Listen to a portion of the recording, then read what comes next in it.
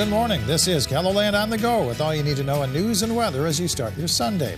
We also have your boredom busters coming up, but first, our top story. A man is facing several charges, including kidnapping, for allegedly forcing himself into a woman's car in Sioux Falls this weekend. The Minnehaha County Sheriff's Office says 55-year-old Lemuel Renard Bell brandished what the victim believed to be a gun after he got into the back seat of a vehicle near 18th Street and Blaine Avenue Saturday afternoon. Authorities say Bell forced the victim to drive into a rural area. The victim got away when she stopped her car and fended off Bell when he attempted to force her out. The victim drove to a business at the Renner Corner and contacted law enforcement. She was not hurt. Now, in addition to kidnapping, Bell is also charged with robbery, aggravated assault, drugs, and having several local warrants. A 34-year-old man is dead in a wrong-way crash on Interstate 90 in western South Dakota. It happened Saturday morning a mile east of Wall, where the Highway Patrol says the man was driving westbound in the eastbound lane and crashed head-on with a minivan. The man died at the scene. The woman driving the minivan has life-threatening injuries. A woman passenger has serious but non-life-threatening injuries. All three people involved were wearing seat belts.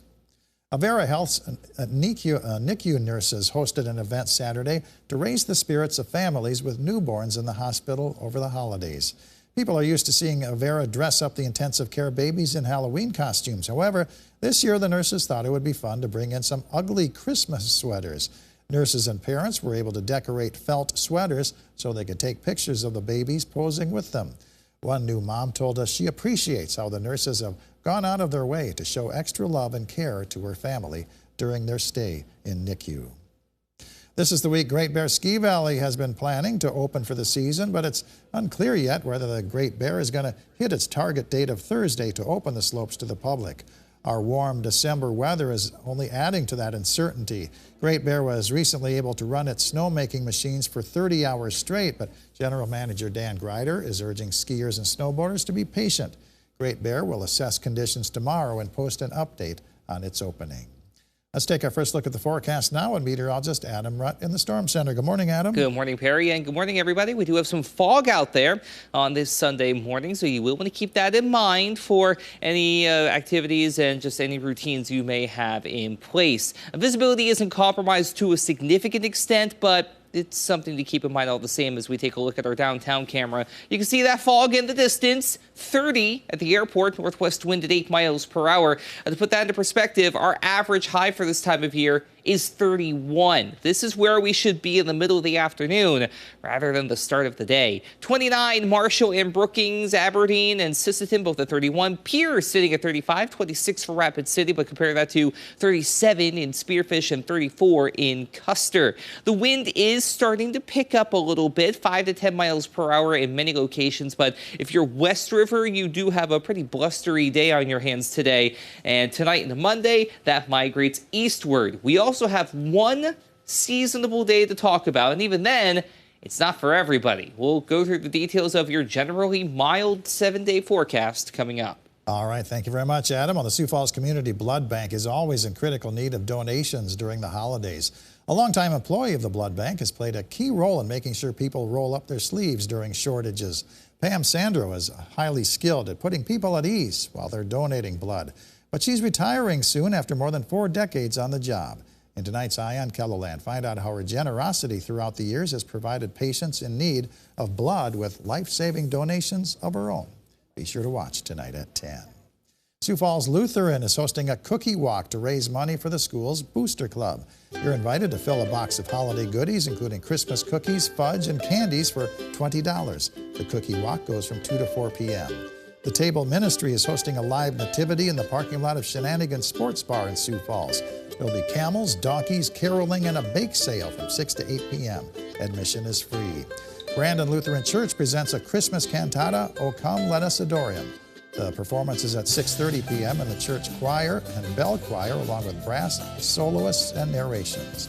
Winter weekends wrap up in downtown Sioux Falls today with several family-friendly events, including a tree ring toss game, snowman beanbag toss, and snowman darts, plus holiday bowling and ice bumper cars. It's taking place from 1 to 5 p.m. by the 10th Street Bureau. Adam? Well, I mentioned we do have a windy day on our hands out west. There is that wind advisory that's going to remain in place through the day along the I-90 corridor from the Pennington-Jackson County line in the Wall area all the way through Rapid City up into Spearfish and to the Wyoming border. This also includes the likes of Sturgis as well as Belfouche in Butte County. This will begin until 5 p.m. Mountain Time today. Wind gusts may reach and exceed 50 miles per hour. So you will want to keep that in mind if you are going to be traveling along the interstate. There is a little bit of cloud cover, a little more cloud cover rather, up to the north and west, and a few returns on radar trying to make their presence known up along the North and South Dakota border, but little, if any, of that's actually making its way down to ground level. There is a cold front, but it's basically there for show. There's no moisture associated with it.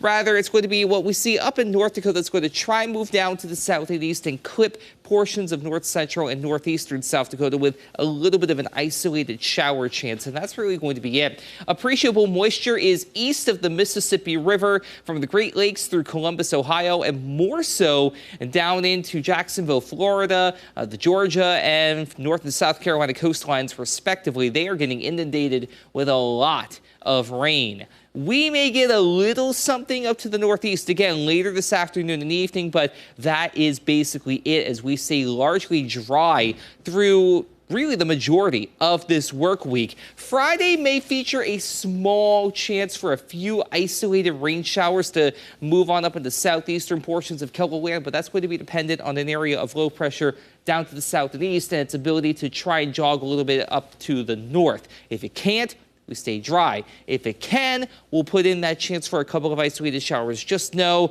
that while it's a low-end opportunity, it's not zero. It's something to talk about considering otherwise we just have a whole lot of nothing to go on for moisture. Now, outside of tomorrow's briefly cooler day, especially East River, you notice above average temperatures hold steady through the official start of winter on Thursday and into Christmas weekend as well, with temperatures at times upward of 15 to 20 degrees above average. And odds for above average temperatures are heavily favored as we head toward the end of the year. The brighter and deeper the shade of red, the more likely you are to see above average temperatures, whether it's by a little or by a lot. And in this case, I think it's going to be more the latter rather than the former. Highs today in the 40s to near 50 in the majority of locations, upper 30s up toward the Prairie Coteau, with overnight lows dropping into the teens and low 20s. It will be a windy night East River. Highs tomorrow split along the Missouri River Valley, 30s and a couple of upper 20s to the east, 40s to near 50 again out to the west. The rest of your 7-day forecast is dry and mild, and that's really the long and the short of it, not just for Sioux Falls, but also for Aberdeen, Pierre, and Rapid City. It's just going to be a matter of how mild it gets outside of Monday. It's going to be a rare seasonable day to kick off the work week, but that is going to be just about it. It'll also depend just on what kind of cloud cover we have. Wednesday and Thursday may have the most cloud cover overall, but still, it's a quiet stretch of weather, but one that does not resemble the upcoming season in any capacity. Have a great day, everybody. For more of your local news, weather, and sports, you can always head on over to KELOLAND.com.